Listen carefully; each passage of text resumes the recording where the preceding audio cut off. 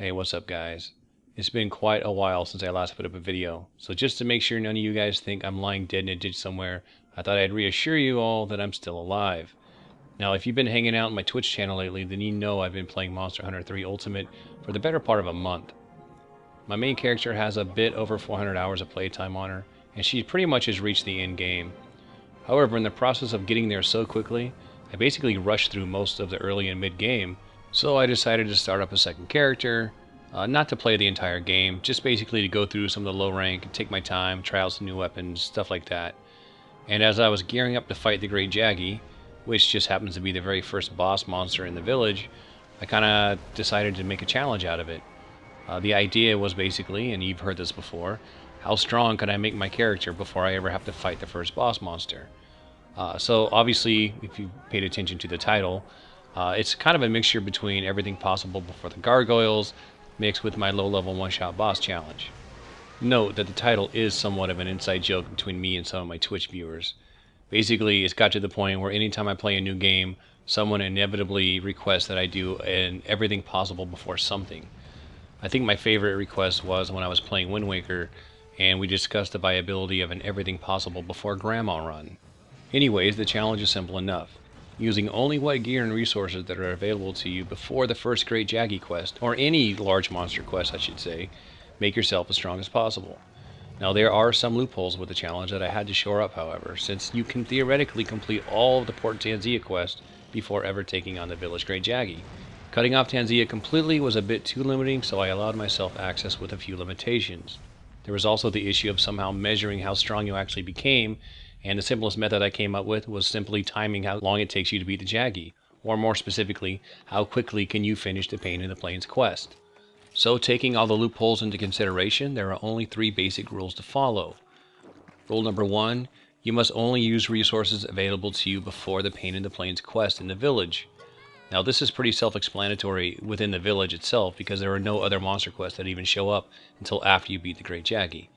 As far as Port Tanzia goes, you can use any resources available to you so long as you don't do any of the specific boss monster quests. Those being things like Kurapeko, Rathian, Gobel, Royal Ludra, Lagambi, etc. All other gathering, delivery, and harvesting quests are fair game. There are a couple of these quests that have a chance for a large monster to show up, and in that case they are also fair game. Keep in mind though that the Port Tanzia versions are tougher than the village ones, and with the gear you have they may be a very difficult fight. Which brings me up to rule number 2. You must do this solo. No bringing 3 friends with G-rank gear to help you out trying to kill Rathian during the Wyvern Eggs fetch quest. If you want her parts, then you have to earn them using the same rules as goes for the Jaggi. Whether or not those parts will even help you is something for you to decide. And finally, rule number 3.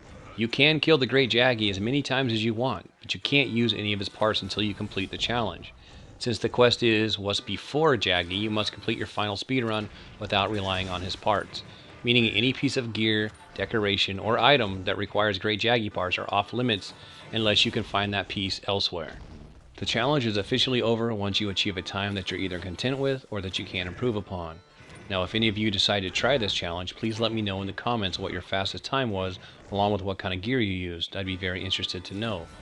If anyone actually wants to record their fastest time, then all means send it to me in a video response and I'll post it for others to watch. So what is a good time? Well, I consider myself an above-average monster hunter at best, so what's good for me may be mediocre for a hardcore vet.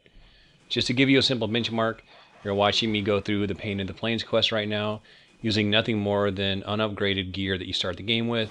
In this case, I'm using a hunting horn, or specifically the metal bagpipe.